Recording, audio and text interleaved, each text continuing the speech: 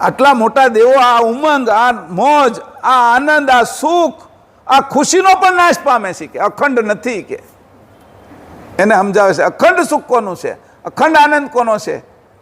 પરમાનંદ કોનો છે? ચેતનાનંદ કોનો છે? એ આનંદ કોનો છે કે એની હવે વાત કરું છું. પ્રેમદાસને કહે છે આ વાત છે એની સાથે આ અખંડની તને વાત કરું. આ બધું ખંડિત છે કે અને તમને બધાને હું અખંડમાં લઈ જવા માટે આ ખંડિત, આ પાખંડ, પાંચનો બનેલો ખંડ, એકનો એક ખંડ, એટલે આ પાખંડની અંદરથી છોડાવી અને તમને હું અખંડમાં લઈ જવા માંગુ છું કે.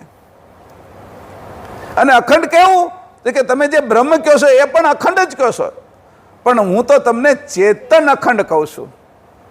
અને તમે છે એ અખંડ કહો છો એ તો જેમ આકાશ છે એ અખંડ જ છે કે માટલામાંય આકાશ હોય, ફુગ્ગામાંય આકાશ હોય, ઘરમાંય આકાશ હોય, બારે આકાશ હોય, મુખમાંય આકાશ હોય, કાનમાંય આકાશ હોય, નાકમાંય આકાશ હોય. આકાશ તો બધે ભરેલું છે. એને તમે પણ એ તો જડ છે કે એની અંદર કરવા પણ કાંઈ નથી.